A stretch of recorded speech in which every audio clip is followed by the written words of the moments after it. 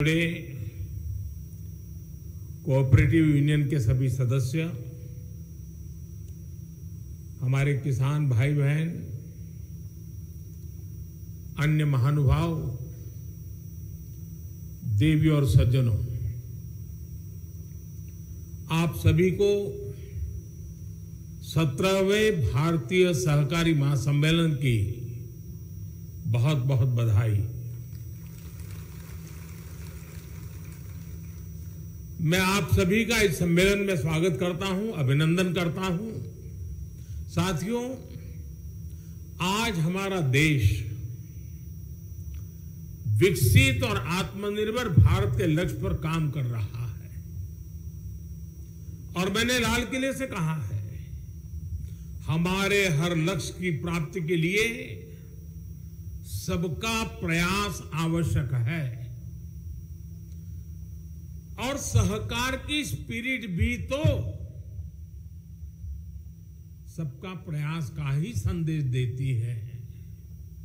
आज अगर हम दूध उत्पादन में विश्व में नंबर 1 है तो इसमें डेयरी कोऑपरेटिव्स का बहुत बड़ा योगदान है। भारत अगर दुनिया के सबसे बड़े चीनी उत्पादक देशों में से एक है तो इसमें भी सहकारिता का बड़ा योगदान है। देश के बहुत बड़े हिस्से में कोऑपरेटिव्स छोटे किसानों का बहुत बड़ा संबल बनी है। आज डेयरी जैसे सहकारी क्षेत्र में लगभग 60% भागीदारी हमारी माताओं बहनों की है। इसलिए जब विकसित भारत के लिए बड़े लक्ष्यों की बात आई तो हमने सहकारिता को एक बड़ी ताकत देने का फैसला किया।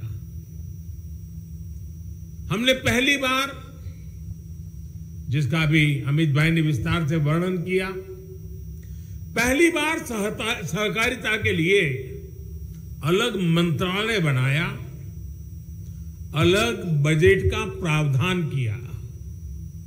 आज कोऑपरेटिव्स को वैसी ही सुविधाएं, वैसा ही प्लेटफॉर्म उपलब्ध कराया जा रहा है जैसा कॉरपोरेट सेक्टर को मिलता है। सहकारी समितियों की ताकत बढ़ाने के लिए उनके लिए टैक्स की दरों को भी कम किया गया है। सहकारिता क्षेत्र से जुड़े जो मुद्दे वर्षों से लंबित थे, उन्हें तेज गति से सुलझाया जा रहा है। हमारी सरकार ने सहकारी बैंकों को भी मजबूती दी है। सहकारी बैंकों को नई ब्रांच खोलनी हो, लोगों के घर पहुंचकर बैंकिंग सेवा देनी हो, इसके लिए नियमों को आसान बनाया गया है। साथियों, इस कार्यक्रम से इतनी बड़ी संख्या में हमारे किसान भाई बहन जुड़े हैं। बीते 9 वर्षों में जो नीतियां बदली हैं, निर्णय लिए गए हैं, उनसे क्या बदलाव आया है, ये आप अनुभव कर रहे हैं। आप याद कीजिए, 2014 से पहले अक्सर किसानों की मांग क्या होती थी? किसान कहते थे कि उन्हें सरकार की मदद बहुत कम मिलती है और जो थोड़ी सी मदद भी मिलती थी वो बिचौलियों के खाते में जाती थी। सरकारी योजनाओं के लाभ से देश के छोटे और मझले किसान वंचित ही रहते थे। पिछले 9 वर्षों में ये स्थिति बिल्कुल बदल गई है। आज देखिए, करोड़ों छोटे किसानों को पीएम किसान सम्मान निधि मिल रही है। और कोई बिचौलिया नहीं, कोई फर्जी लाभार्थी नहीं। बीते 4 वर्षों में इस योजना के तहत 2.5 लाख करोड़ रुपए, आप सब सहकारी क्षेत्र का नेतृत्व करने वाले लोग हैं, मैं आशा करूंगा कि इन आंकड़ों पर आप गौर करेंगे। 2.5 लाख करोड़ रुपए सीधे किसानों के बैंक खातों में भेजे गए। ये कितनी बड़ी रकम है, इसका अंदाजा आप एक और आंकड़े से अगर मैं तुलना करूंगा तो आप आसानी से लगा सकेंगे। 2014 से पहले के 5 वर्षों के कुल कृषि बजट ही मिला दें, 5 साल का एग्रीकल्चर बजट, तो वो 90,000 करोड़ रुपए से कम था। 90,000 से कम, यानी तब पूरे देश के कृषि व्यवस्था पर जितना खर्च तब हुआ, उसका लगभग 3 गुना हम सिर्फ एक स्कीम यानी पीएम किसान सम्मान निधि पर खर्च कर चुके हैं। साथियों, दुनिया में निरंतर महंगी होती खादों, केमिकल्स का बोझ किसानों पर ना पड़े, इसकी भी गारंटी, और ये मोदी की गारंटी है, केंद्र की भाजपा सरकार ने आपको दी है।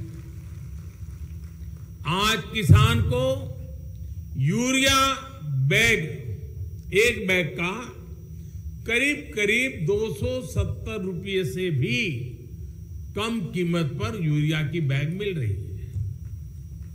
यही बैग बांग्लादेश में 720 रुपये में, पाकिस्तान में 800 रुपये में, चीन में 2100 रुपये में, और भाइयों बहनों, अमेरिका जैसे विकसित देश में इतना ही यूरिया 3,000 रुपये से अधिक में किसानों को मिल रहा है। मुझे नहीं लगता है कि आपके गले बात उतर रही है।